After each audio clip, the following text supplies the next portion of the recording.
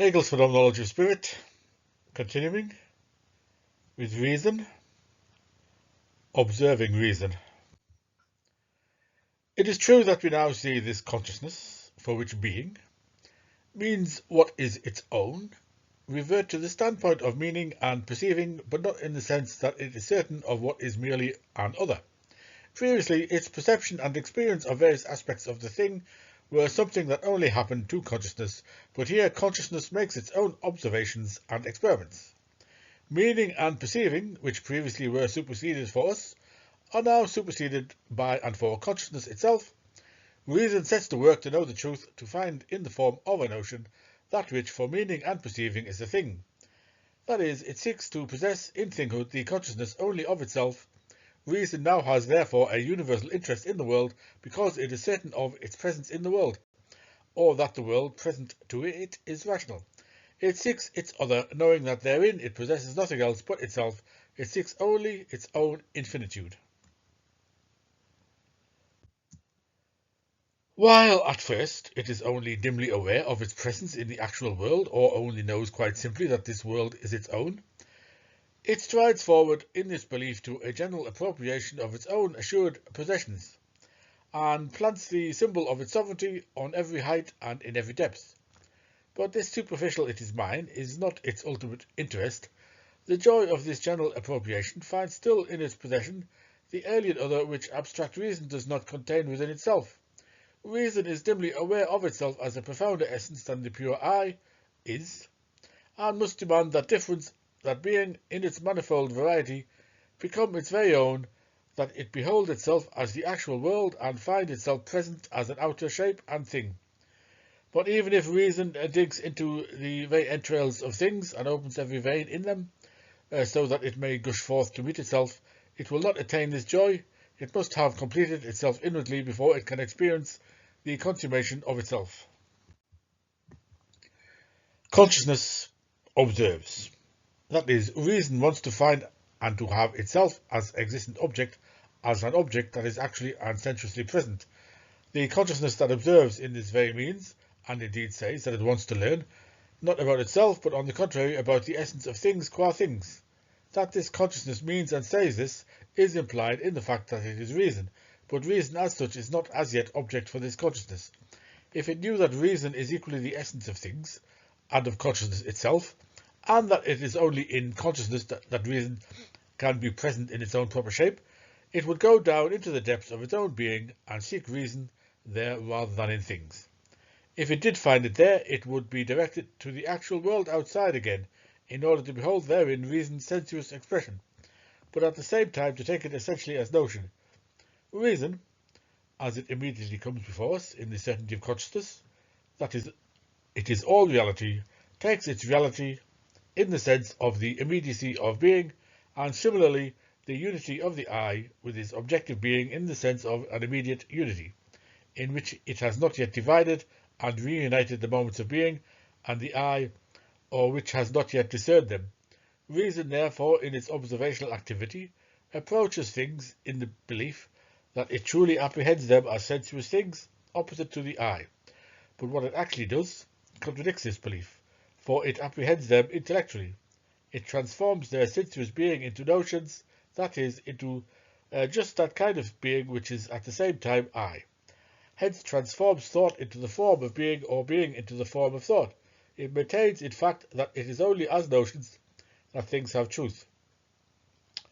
Consciousness, in this observational activity, comes to know what things are.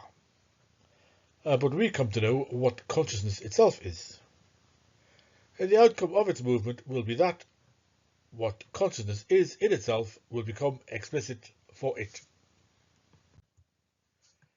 The action of reason in its observational role we have to consider in the moments of its movement, how it looks upon nature and spirit, and lastly upon the relationship of both in the form of sensuous being, and how it seeks itself as actuality in the form of immediate being.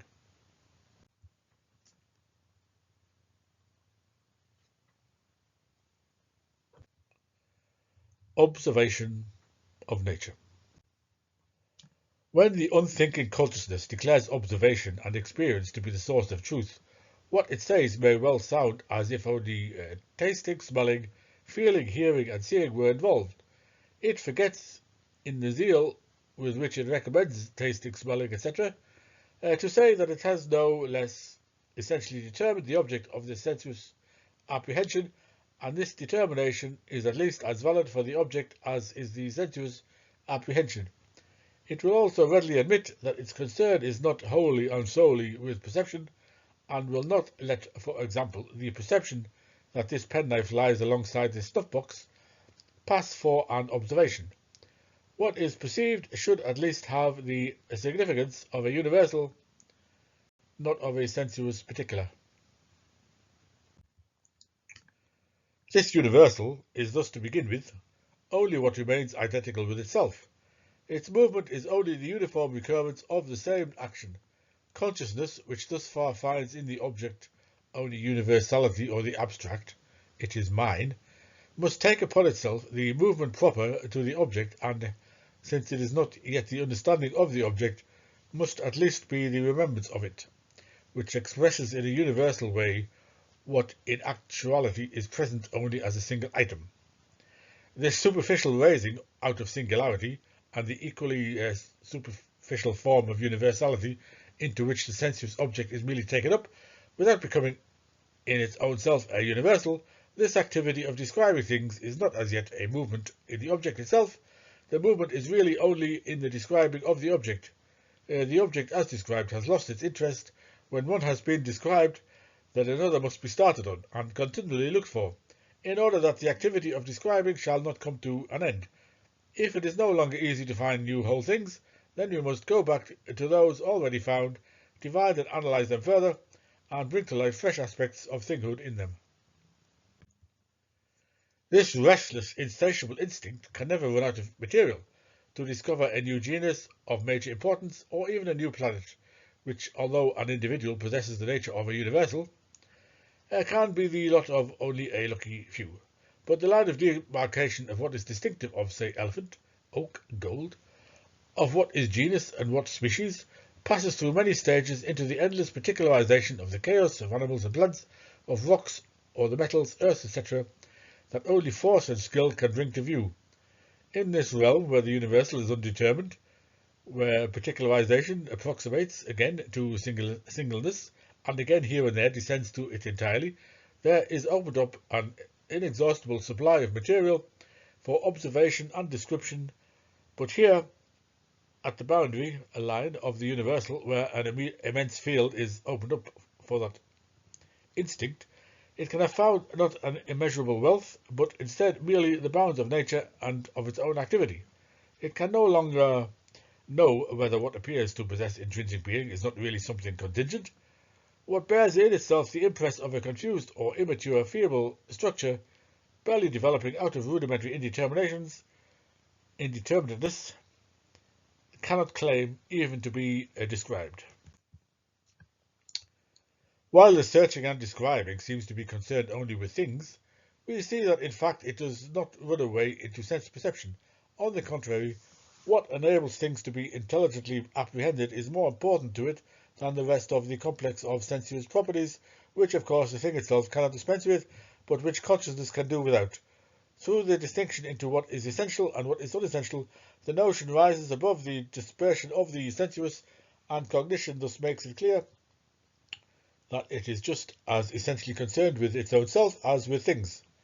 This duplication of what is essential gives rise to hesitation on the part of cognition as to whether what is essential and necessary for cognition is so also in respect of things. On the one hand, the differentia enable cognition to distinguish one thing from another, but on the other hand, it is not the unessential aspect of things that has to be known, but the characteristic whereby the things themselves break loose from the general continuity of being as such, separate themselves from others, and are explicitly for themselves. Differentia are supposed not merely to have an essential connection with cognition, but also to accord with the essential characteristic of things, and our artificial system is supposed to accord with nature's own system and to express only this. This follows necessarily from the notion of reason and the instinct of reason, for in this observational activity, reason operates only instinctively, has also in its system achieved this unity, namely its objects are themselves so constituted that they contain in themselves an essentiality or a being for self, and are not merely the accident of a particular moment or a particular place. The distinguishing marks of animals, for example, are taken from their claws and teeth, for in point of fact it is not only cognition that thereby distinguishes one animal from another, but each animal itself separates itself from others, thereby by means of these weapons it maintains itself in its independence and in its detachment from the generality. The plant, on the other hand, does not attain to a being for itself, but merely touches the boundary line of individuality. It is at this boundary, therefore, where there is a show of a division into sexes, that plants have been studied and distinguished from one another.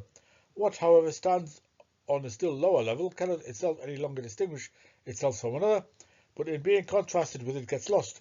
Being that is at rest and being that is in a relation comes into conflict with each other. A thing in the latter case is something different from what it is in the former state, whereas a single individual maintains itself in its relation to something else. What, however, is unable to do this and a quasi-chemical object becomes something else than it is empirically, confuses cognition and gives rise to the same conflicting views as to whether it ought to keep to one side or the other, since the thing itself does not remain identical with itself, and in it the two sides fall apart.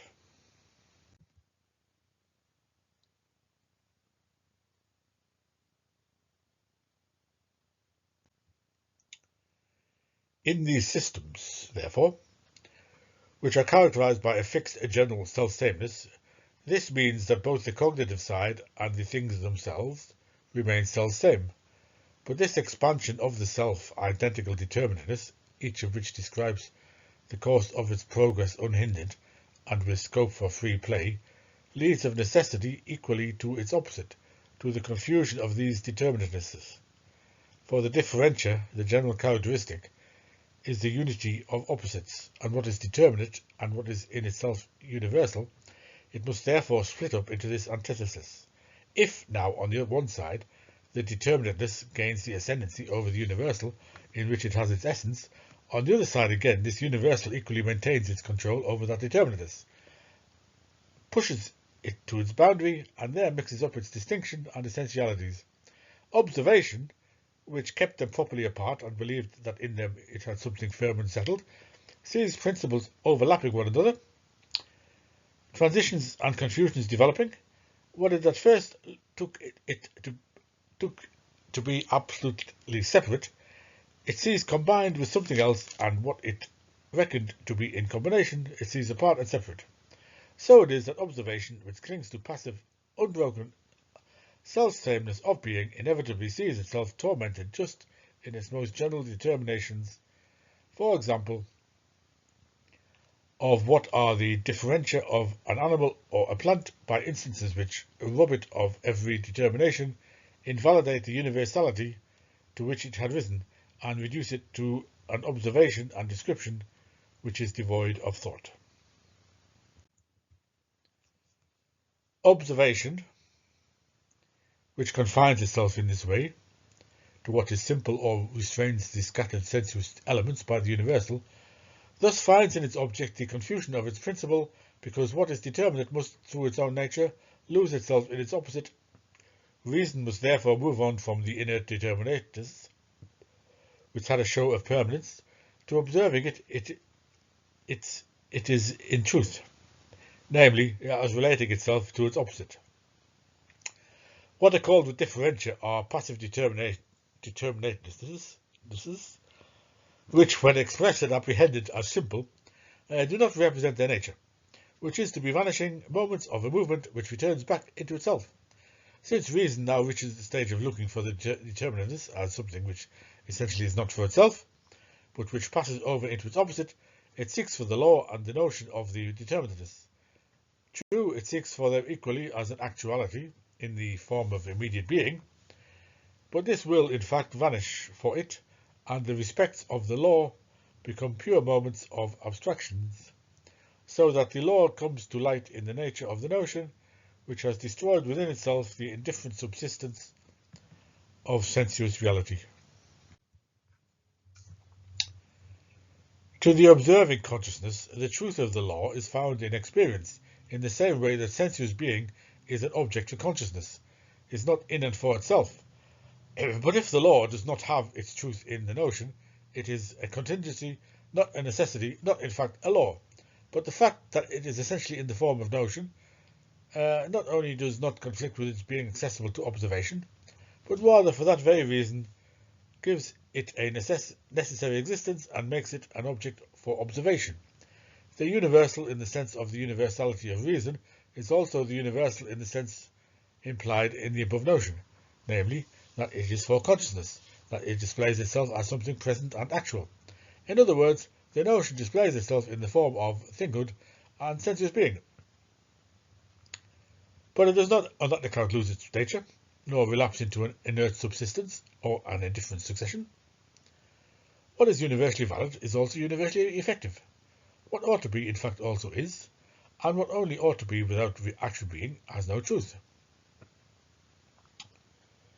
The instinct of reason, for its part, rightly holds firmly to this standpoint and refuses to be led astray by figments of thought which only ought to be and as oughts are credited with truth, although they are nowhere met with in experience, or by hypotheses as little as by all other invisible entities of a perennial ought. For reason is just the certainty of possessing reality, and what is not present to consciousness as something existing in its own right, that is, what does not appear, is for consciousness nothing at all.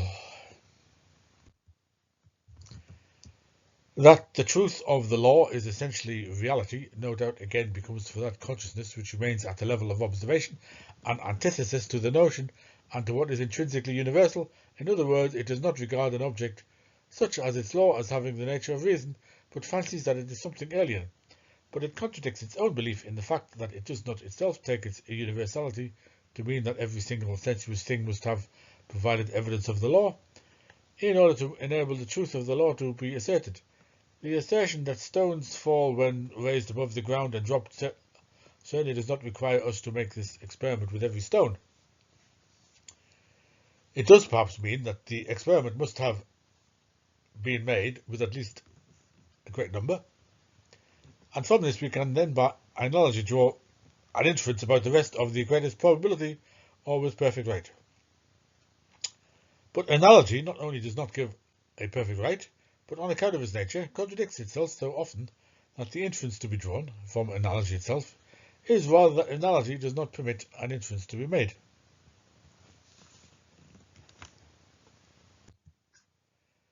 Probability, which is what the result would amount to, loses in face of truth every distinction of lesser and greater probability. Let it be as great as it may, it is nothing as against truth, but the instinctive reason does in fact take such laws for truth, and it is when it does not discern necessity in them that it comes to make this distinction and reduces the truth of the matter itself to the level of probability. In order to indicate the imperfect way in which truth presents itself to the consciousness which has not yet attained to insight into the pure notion. For universality is present only as a simple immediate universality, but at the same time, on account of this universality, the law has truth for consciousness. That a stone falls is true for consciousness because it is heaviness, because in its heaviness the stone has in and for itself that essential relation to the earth which is expressed in falling. Consciousness thus has in experience the being of the law, but it has too the law in the form of a notion, and it is only because of the two aspects together that the law is true for consciousness. The law is valid as a law because it is manifested in the world of appearances and is also in its own self a notion. Because the law is at the same time in itself a notion, the instinct of reason in its consciousness proceeds to refine the law and its moments into a notion. It does this of necessity, but without knowing that this is what it aims to do. It puts the law to the test of experiment. The law, as it first appears, exhibits itself in an impure form, enveloped in single sensuous forms of being, and the notion constituting its nature is immersed in empirical material.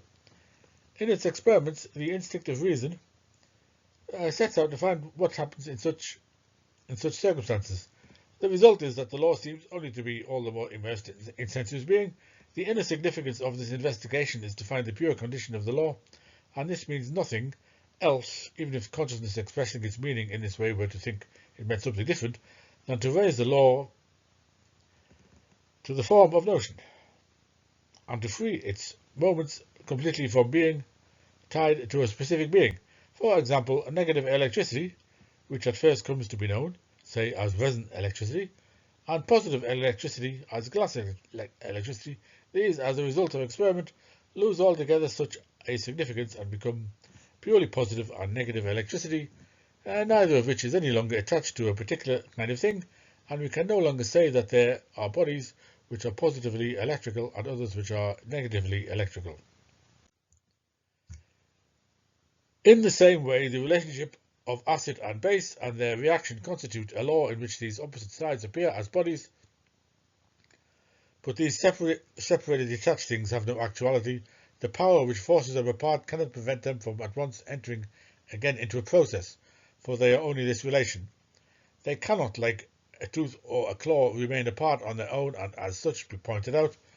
This essential nature of theirs to pass over immediately into a neutral product makes their being into a being which is implicitly superseded or universal. And acid and base have truth only as universals. Therefore, just as glass and resin can just as well be positively as negatively electrical, in this way acid and base are not tied as properties to this or that actuality. Each thing is only relatively acid or base. What seems to be an absolute base or acid gets in the so-called symptomatics the opposite significance in relation to something else. The result of the experiments is in this way to cancel the moments of activated sides as properties of specific things and to free the predicates from their subjects. These predicates are found only as universals, as in truth they are. Because of this self-subsistence they get the name of matters, which are neither bodies nor properties, and certainly no one would call oxygen, positive or negative electricity, heat, etc., bodies.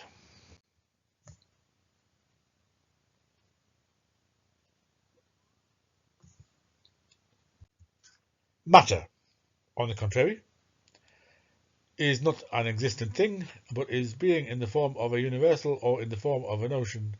Reason, which is still instinctive, makes this correct distinction without being aware that just by testing the law on all sensuous being, it gets rid of the merely sensuous being of the law, and when it interprets the moments of the law as matters, their essential nature has become for reason a universal, and as such is expressed as the non-sensuous thing of sense, as an incorporeal and yet objective being. We have now to see what turn its result takes for it, and what new shape its observational activity assumes in consequence. We find as the truth of this experimenting consciousness pure law, which is freed from sensuous being. We see it as a notion which, while present in sensuous being, operates there independently and unrestrained, and while immersed in it is free of it and a simple notion. This, which is in truth the result and essence of its activity, is now present to this consciousness itself, but as an object. Further, since for it the object is not a result, and is not connected with the preceding activity, it presents itself to consciousness as a particular kind of object, and the relation of consciousness to it appears as another kind of observation. Such an object, in which the process is present in the simplicity of the notion, is the organism. It is this absolute fluidity in which the determinateness, through which it would be only for another, is dissolved. The inorganic thing has determinateness for its essential nature, and for that reason constitutes the moment of the notion in their completeness, and only together with another thing, and therefore is lost when it enters into the process in the organic being. On the contrary, every determinateness, through which it is open to another, is controlled by the organic simple unity. None of them shows itself as essential, as free to enter into relation with another, and consequently what is organic maintains itself in its relation. The aspects of law, which the instinct of reason here proceeds to observe, are as follows from the above characterization. In the first instance, organic nature and inorganic nature in their relation to one another. The latter is for organic nature no more than the freedom opposed to the simple notion of organic nature, or the loosely connected determinateness, in which the individual forms of nature are dissolved and which at the same time, breaking away from their continuity, exist on their own account. Air, water, earth, zones, and climate are universal elements of this sort which constitute the indeterminate simple essence of natural individualities, and in which these are at the same time reflected into themselves. Neither the individuality nor the universal element is absolutely in and for itself. On the contrary, though they appear to observation as free and independent, they behave at the same time as essentially connected, but in such a way that their independence and their mutual indifference are the predominant feature, and only in part become abstractions. Here then we have law as the connection of a universal element with the formative process of the organism, which on the one hand has the elementary being over against it, and on the other hand exhibits it within its organic reflection. But laws of this kind, animals belonging to the air, have the nature of birds, those belonging to water have the nature of fish, animals in northern latitudes have thick hairy pelts, and so on. Such laws are seen at a glance to display a poverty which does not do justice to the manifold variety of organic nature. Besides the fact that organic nature in its freedom can divest its forms of these characteristics, and of necessity everywhere, presents exceptions to such laws, or rules as we might call them. The characterization of the creatures to which they do apply is so superficial that even the necessity of the laws cannot be other than superficial, and amounts to no more than the great influence of environment. And this does not tell us what does and what does not strictly belong to this influence. Such relations of organisms to the elements they live in cannot therefore in fact be called laws, for firstly, the content of such a relation, as we saw, does not exhaust the range of the organisms concerned, and secondly, the sides of the relation itself are mutually indifferent and express no necessity.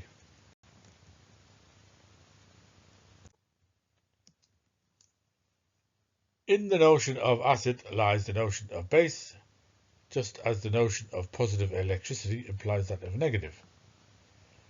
But often as we may find a thick, hairy pelt associated with northern latitudes, or the structure of a fish associated with water, or of that of birds with air, the notion of north does not imply the notion of a thick, hairy pelt.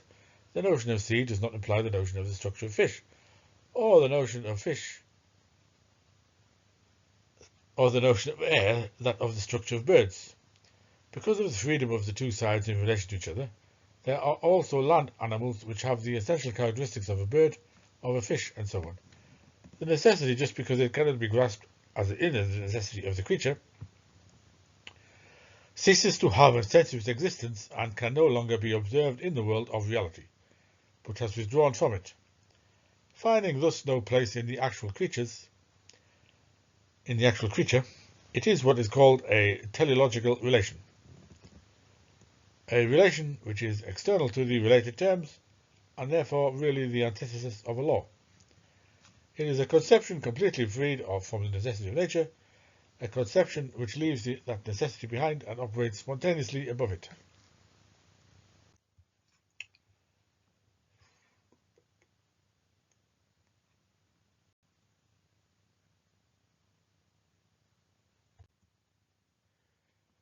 If the relation referred to above of the organism to the natural elements does not express its essence, the notions of end, on the other hand, does contain it. It is true that for the observing consciousness, this notion is not the organism's own essence, but something falling outside of it, and is then only the above-mentioned external teleological relation. Yet the organism, as it has been characterized above, is in fact the real end itself, for since it preserves itself in the relation to another, it is just that kind of natural existence in which nature reflects itself into the notion, and the two moments of cause and effect, of active and passive moments, which were the result of a necessary separating out, are brought together into a unity, so that here something does not appear merely as a result of necessity, but because it has returned into itself, the last or the result is just as much the first, which initiated the movement, and is to itself the realized end. The organism does not produce something but only preserves itself, or what is produced is as much already present as produced. We must examine more closely this determination of end, both as it is in itself and as it is for the instinct of reason, in order to see how the latter finds itself therein, but does not recognize itself in what it finds. The notion of end, then, to which reason is in its role of observer rises, is a notion of which it is aware, but it is also no less present as something actual, and is not an external relation of the latter, but its essence. This actuality, which is itself an end, is related purposely to another, which means that its relation is a contingent one with respect to what both immediately are.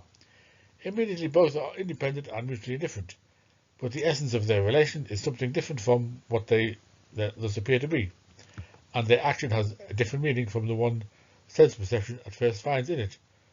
The necessity in what takes place is hidden and shows itself only in the end, but in such a way that this very end shows that the necessity has also been there from the beginning. The end, however, shows this priority of itself in the fact that nothing else issues from the alteration resulting from the action than what was already there. Or if we start from what is first, then this in its end, or in the outcome of its action, returns only to itself, and through this very fact demonstrates itself to be something that has its own self for its end, and thus, as a prius, has already returned to itself, or is in and for itself. Therefore, what it arrives at through the process of its action is itself, and in arriving only at itself, it obtains its feeling of self. We have here, it is true, the distinction between what is said, the distinction between what it is and what it seeks, but this is merely the show of a distinction, and consequently it is in its own self a notion. But this is just how a self-consciousness is constituted. It likewise distinguishes itself from itself without producing any distinction. Hence it finds in the observation of organic nature nothing else than a being of this kind. It finds itself as a thing, as a life, but makes a distinction between what it is itself and what it has found, a distinction, however,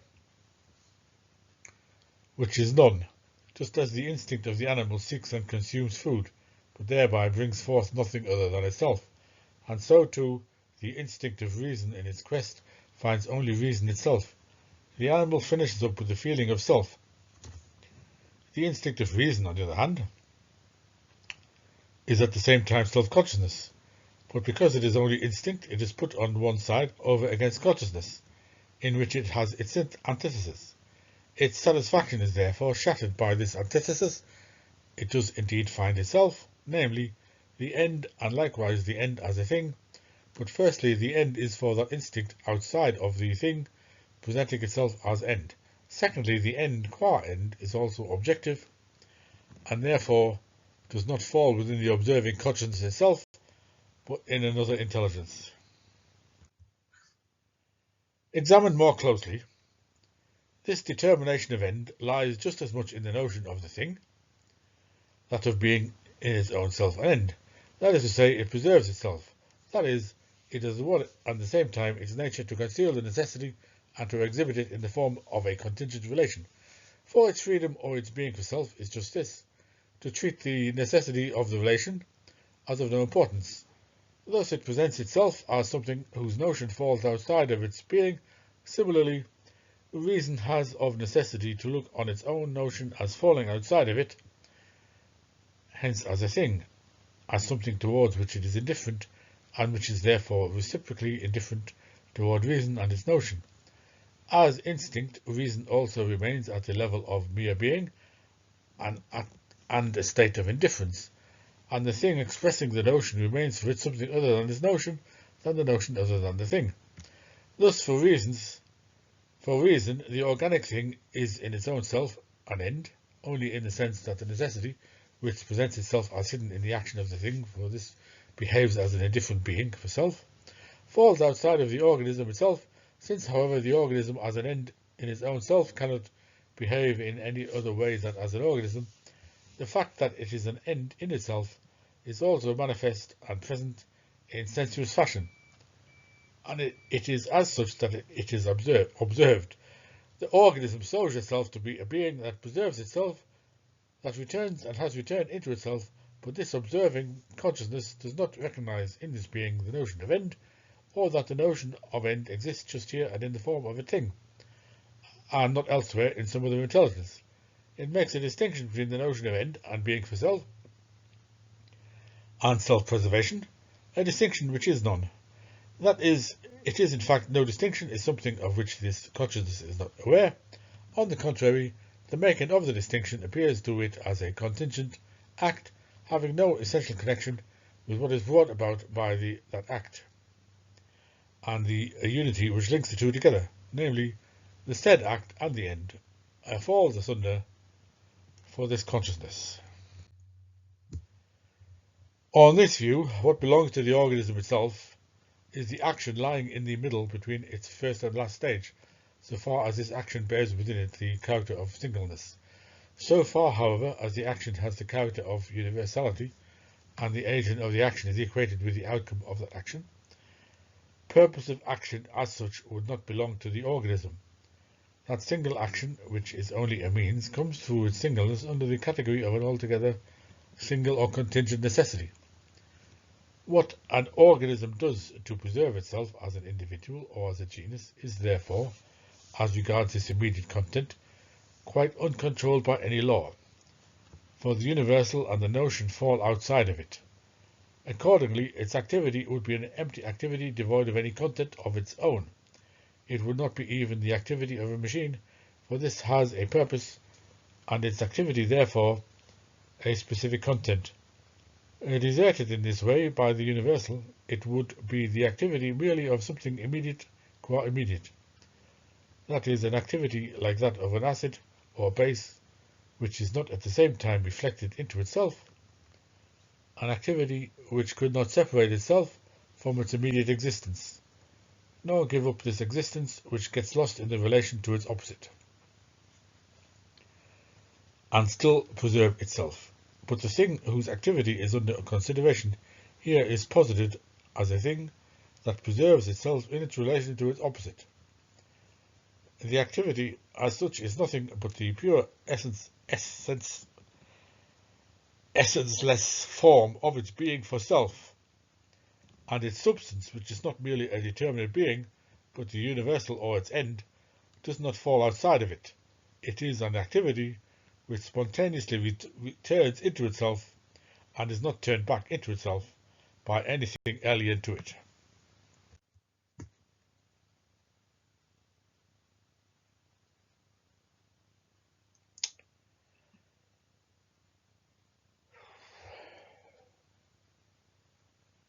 The Lonely Tree.